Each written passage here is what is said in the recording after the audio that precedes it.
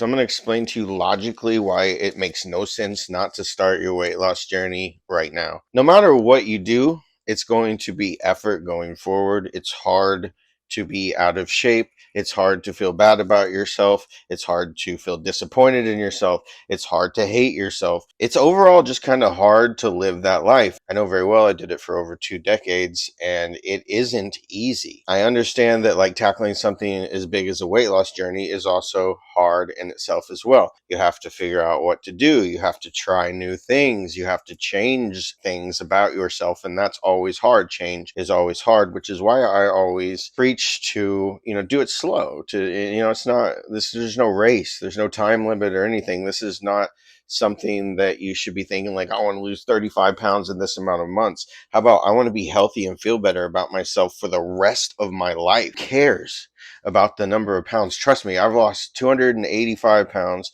and it doesn't matter. It's not doing anything for me right now. That number, it does nothing. Walking down the street, running, kayaking, being able to move, being able to get up, feeling great, having energy, those things is right now.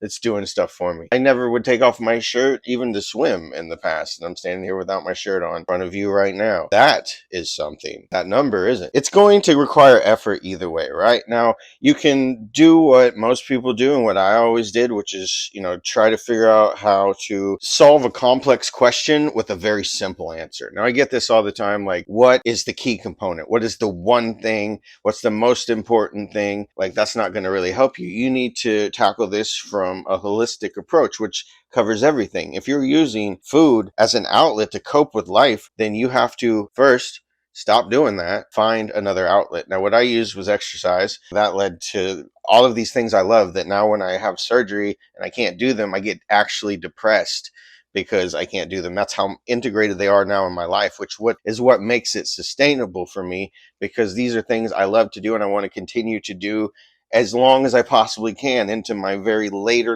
years. I want to be on the kayak at 80. That's the goal. I want to be able to kayak slowly at 80. It just doesn't make sense not to start now, because either way it's going to be effort. Now, if you try to skip the line and you try to do all these things and lose weight fast, it feels good at the time when you're losing the weight, I guess, but like, you're being rewarded in your mind for a number that doesn't matter. And it's all about that. And like, you're just kind of racing the scale and trying to get to this place, and you're not actually looking at what you're actually doing. And is this going to carry me past the finish? Everyone thinks that here's where you start, here's your goal weight, and once you get here, that's the finish line. You got to go past it. That is not the finish line. This is the start. This is the start line. So you are racing to the start.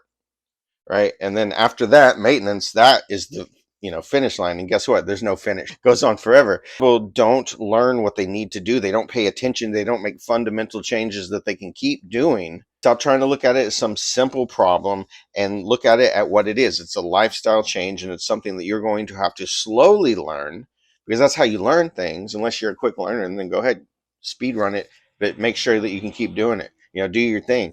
Everyone's different. I mean, there are people that can do that, but I would say for the most part, and for me specifically, slow and steady was what I needed. That was the only way, and everything else led me back to the start. The finish line wasn't what I thought it was. Keep your eye on the prize. Don't get overly caught up in the number, but learn.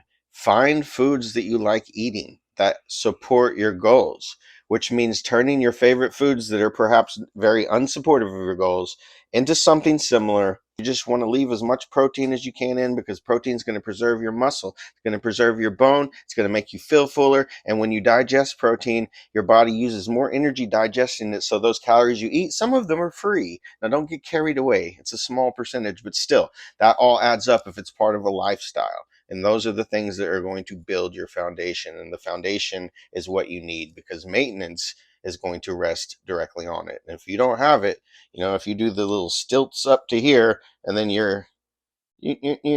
we've all done it. Don't do it again. I hope this helped.